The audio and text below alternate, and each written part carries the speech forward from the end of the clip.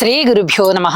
శ్రీమాత్రే నమః. మా ప్రేక్షకులందరికీ విశ్వావసు నామ శుభాకాంక్షలు తెలియజేస్తూ రాశి ఫలితాలు ఈ సంవత్సరం అంతా ఎలా ఉండబోతోంది, ఏ రాసుల వారికి ఏ విధమైనటువంటి ఫలితాలు ఉండబోతున్నాయి అనేటటువంటి అంశాలన్నీ ఇప్పుడు తెలియచెప్పుకుందాము. మార్చి 31వ తేదీ 2025వ సంవత్సరం ఆ రోజు నుంచి మనకి విశ్వావసు నామ సంవత్సరం ప్రారంభం అవుతూ మార్చి 19వ తేదీకి 2026వ సంవత్సరంలో ఈ విశ్వావసు నామ సంవత్సరం అయిపోయి పరాభవ నామ సంవత్సరం తిరిగి ఆరంభం అవుతుంది. అయితే ఈ మార్చి 19 వరకు 2026వ సంవత్సరంలో అప్పటి వరకు గ్రహస్థితులలో వచ్చేటటువంటి ముఖ్యమైన మార్పులు మనకి రవి గారు, అలాగే బుధుడు, శుక్రుడు ఈ 3 గ్రహాలు కూడా నెలకి ఒకసారి చొప్పున రాశి మారుతూ ఉంటాయి. కుజుడు 45 రోజులకి మారుతారు. రాహుకేతువులు 1.5 సంవత్సరానికి ఒక్కసారి రాశి మారుతారు. అలాగే గురువు గారి యొక్క సంచారము సంవత్సరానికి ఒక రాశి చొప్పున మారుతూ ఉంటుంది. శని గారి యొక్క సంచారము 2.5 సంవత్సరాల కాలము ఒక రాశిలో ఉంటుంది. ఇక నిత్యము మారేవారు ఎవరు అంటే 2.5 రోజు, 2 నుంచి 2.5 రోజు మధ్యలో కొద్ది గంటల వ్యవధానమే అన్నమాట చంద్రుడి యొక్క గమనం మారిపోతుంది. ఈ విధంగా గ్రహస్థితుల యొక్క చలనం ఉంటూ ఉండగా ప్రధాన గ్రహాలని అంటే గోచారాన్ని నిర్దేశం చేసేటటువంటి గ్రహాలు ఏవైతే దీర్ఘకాల సంచారం చేస్తున్నటువంటి గురువు గారు గాని, శని గారు గాని, రాహు గాని, కేతు గాని ఉన్నారో ఈ 4 గ్రహాలు కూడా గోచారాన్ని ఎక్కువగా ప్రభావితం చేస్తాయి. ఆ తరువాత ప్రభావితం చేసేవారు ఎవరు అంటే కుజుడు. ఈ 5 గ్రహాలు కూడా ప్రభావితం చేస్తూ ఉంటాయి కదా. సరే, కుజుడు 45 రోజులకు మారిపోతూ ఉంటారు కాబట్టి మనము ఎప్పుడు గ్రహస్థితి అప్పుడు చెప్పుకోవచ్చు. ఈ ప్రధాన గ్రహాలు 4 ఉన్నాయి కదా, గురు, శని, రాహు, కేతు. ఈ 4టిని దృష్టిలో పెట్టుకుని రాశి ఫలితాలు ఎక్కువగా ఏర్పడుతూ ఉంటాయి. ఎక్కువ సమయం సంచారం చేసేటటువంటి గ్రహాలు కాబట్టి ఇవి ఎక్కువగా ప్రభావితం చేస్తూ ఉంటాయి, మంచిని గాని చెడుని గాని. అందుకని ముందు ఆ 4 గ్రహాలని బేస్గా తీసుకుంటాం, ఆ తరువాత మిగతా గ్రహాలను తీసుకుంటాము. ఈ క్రమంలో అన్ని గ్రహాలు మనకి మంచి చేస్తాయి, అన్ని గ్రహాలు ఇబ్బంది పెడతాయి. ఖచ్చితంగా గురువే మంచి చేస్తారు అనేది లేదు, ఖచ్చితంగా శనిగారే చెడు చేస్తారనేది లేదు. గురువు ఒక్కొక్కసారి అననుకూల పరిస్థితిలో ఉన్నప్పుడు చెడు చేస్తారు, అలాగే శనిగారు అనుకూల పరిస్థితుల్లో ఉన్నప్పుడు చాలా మంచి చేస్తారు. ఇలాగా ప్రతి గ్రహము కూడా మంచి చెడుల కలయిక ఫలితాలను ఇస్తూ ఉంటుంది. ఈ క్రమంలోనే విశ్వావసు నామ సంవత్సరంలో సంవత్సర ఆరంభంలో గ్రహాలు ఏ విధంగా ఉన్నాయి, సంవత్సరం చివర గ్రహాలు ఏ విధంగా ఉన్నాయి, అలాగే ఈ రాహు గాని, కేతువు గాని, గురువు గారు గాని, శని గారు గాని ఎప్పుడెప్పుడు మారుతున్నారు, వారి యొక్క సంచార కాలంలోని ముఖ్యాంశాలు ఏమిటి, అవే రాశి ఫలితాలు ఎలా ఉన్నాయో ఇప్పుడు తెలియచెప్పుకుందాం. మార్చి 31వ తేదీ విశ్వావసు నామ సంవత్సర ఆరంభం రోజున చంద్రుడు మేషరాశిలో ఉన్నారు, అలాగే గురువు గారు వృషభ రాశిలో ఉన్నారు, కుజుని యొక్క స్థితి మిథున రాశిలో ఉంది, కేతువు గారి యొక్క స్థితి కన్యా రాశిలో ఉంది, శని గారి స్థితి మీన రాశిలోకి వెళ్ళిపోయి శుక్ర, బుధ, రవి, రాహు 4 గ్రహాలతో కలిసి ఉన్నారు. ఇది సంవత్సర ఆరంభంలోని గ్రహాల యొక్క చలనం ఏ విధంగా ఉంది అనే కుండలి. మరి పరాభవ నామ సంవత్సరం ప్రారంభం అయిపోతుంది మార్చి 20వ తేదీ నుంచి. అంటే మార్చి 19వ తేదీ వరకు మనకి విశ్వావసులో ఉంటుంది కాబట్టి ఆ రోజున గ్రహస్థితులు ఏమిటి అంటే శని గారు మీన రాశిలోనే ఉన్నారు, చంద్ర గురులు మిథున రాశిలో ఉన్నారు, కేతు వచ్చేసి సింహరాశిలో ఉన్నారు, బుధుడు తులారాశిలో ఉన్నారు, రవి, కుజ, శుక్రులు వృశ్చిక రాశిలో ఉన్నారు, రాహు వచ్చేసి కుంభరాశిలో ఉన్నారు. అంటే రాహుకేతువులు మారి ఉన్నారు, శని గారు మారి ఉన్నారు, అలాగే గురువు గారు కూడా మారి ఉన్నారు. సంవత్సరాంతం రోజుకి వచ్చేటప్పటికి ఎప్పుడెప్పుడు మారారు వీళ్ళు అంటే గురువు గారి యొక్క స్థితి మే 15న గురువు గారి యొక్క స్థితి మారి ఉన్నది.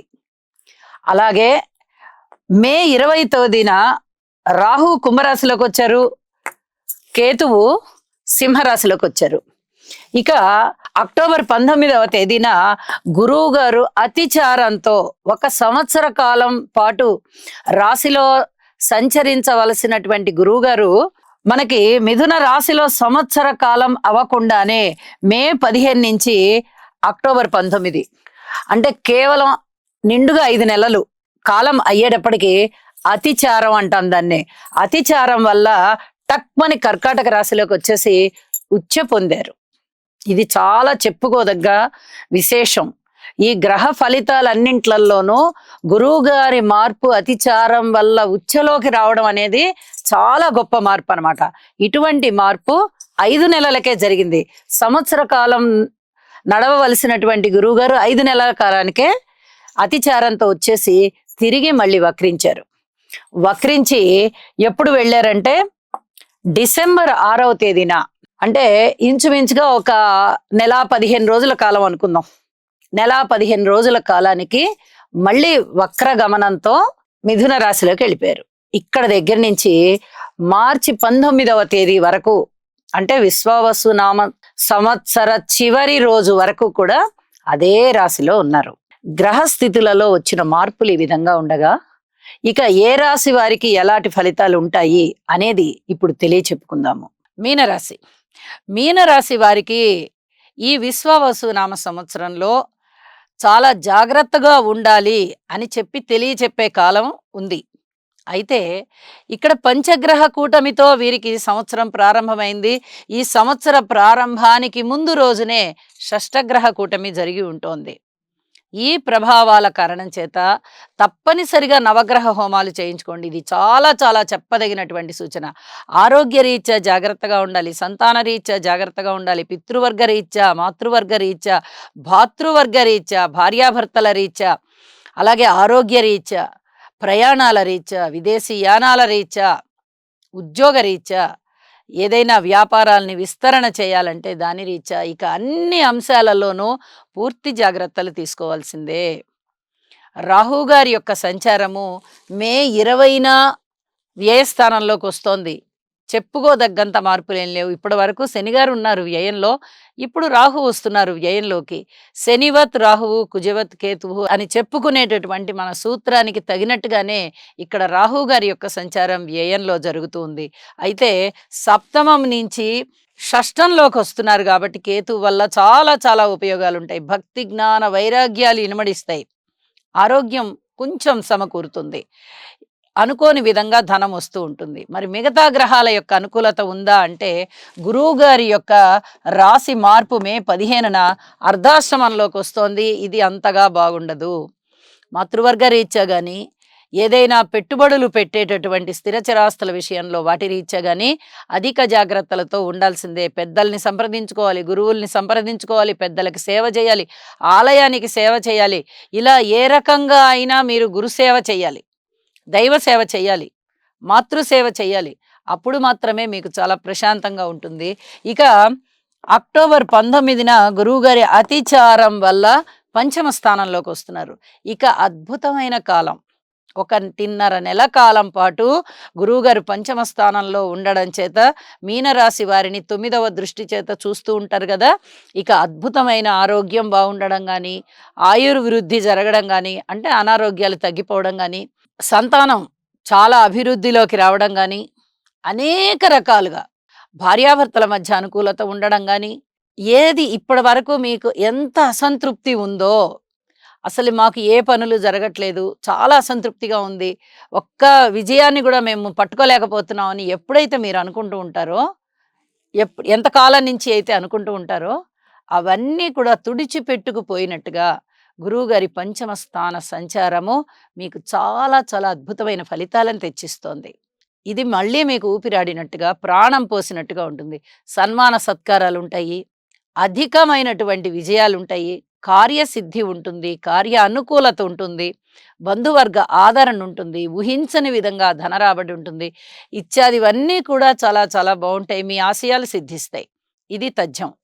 అలాగే గురువుగారి యొక్క మళ్ళీ వక్రస్థితి ప్రారంభమయ్యి గురువుగారు వచ్చేసి 6 డిసెంబర్ అనేటప్పటికీ 2025 సంవత్సరం నెల చివరిలో అన్నమాట, సంవత్సరాంతానికి 2025 సంవత్సరం చివరికి వచ్చేటప్పటికల్లా తిరిగి మళ్ళీ మిథున రాశిలోకి వెళ్ళిపోతున్నారు. మళ్ళీ అర్ధాష్టమ గురు సంచారం ప్రారంభమవుతూ ఉన్న కారణం చేత మళ్ళీ చిన్నపాటి ఇబ్బందులు ఉండబోతున్నాయి. అయితే ఒకసారి మళ్ళీ హోమం చేయించుకోండి. అప్పటికి ఇంచుమించుగా 6 నెలలు దాటిపోతుంది కాబట్టి మళ్ళీ తిరిగి ఒక్కసారి ఈ నవగ్రహాల హోమం చేయించుకున్న కారణం చేత మీకు చాలా వరకు మానసిక ప్రశాంతత ఉంటుంది అని చెప్పి తెలియజేస్తూ, అన్ని విషయాలలోనూ మళ్ళీ తిరిగి అభివృద్ధి కుంటుపడకుండా ఉంటుంది. ఒక్కసారి గురువుగారి యొక్క రాశి మార్పు పంచమంలోకి వచ్చిన తర్వాత మీకు చాలా అనుకూల ఫలితాలు ప్రారంభమయ్యాయి గదా! ఈ అనుకూల ఫలితాలన్నీ ఇంకా కొన్నాళ్ళు అలా కొనసాగుతూ ఉండడం కోసం ఒక్కసారి నవగ్రహ హోమం చేయించుకోండి అని చెప్పి మరొక్కసారి సూచన చేస్తూ ఉన్నాను. ఇక మీనరాశి వాళ్ళ ఆదాయ వ్యయాలు చూసినట్టయితే 5, 5, 3, 1గా ఉన్నాయి. అంటే ఎంత వరకు మీకు లాభాన్ని ఇస్తున్నారో గురువుగారు, అంత ఖర్చుని గూడా చూపిస్తున్నారు. వ్యయస్థానము, మీ ఆదాయ స్థానము ఒకే మాదిరిగా ఉన్నాయి. వస్తుంది డబ్బు, ఖర్చవుతుంది. అయితే గురువుగారు రాశిని చూసేటటువంటి ఒక కాలం ఉంది గదా! అక్టోబర్ 19 నుంచి డిసెంబర్ 6 వరకు అద్భుతమైన కాలం గదా!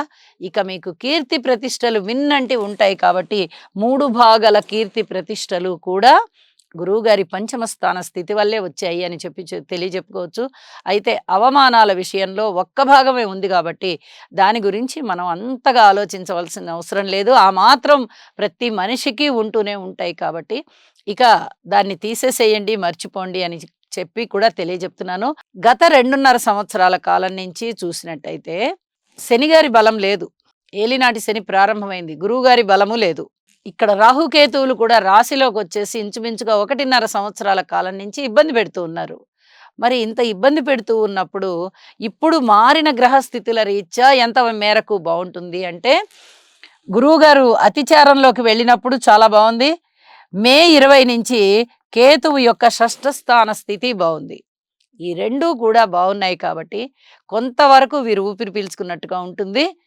అయితే ఓర్పు కలిగి ఉండండి. మీ పనులలో మీరు కృషిని మానకుండా చేస్తూ వెళ్ళండి. దైవ ధ్యానం చేయండి. నవగ్రహ స్తోత్రపారాయణాలు చేసుకోండి. చక్కటి అభివృద్ధి దిశగా ఉండండి, ఆరోగ్య దిశగా ఉండండి అని చెప్పి తెలియజేస్తూ, వ్యాపారాలు వృద్ధి జరగడానికి కూడా మీకు అనుకూల సమయం ఉంది కాబట్టి జాగ్రత్తగా ప్రణాళికలు సిద్ధం చేసుకోండి అని చెప్పి తెలియజేస్తూ, సర్వే జనా సుఖినో భవంతు.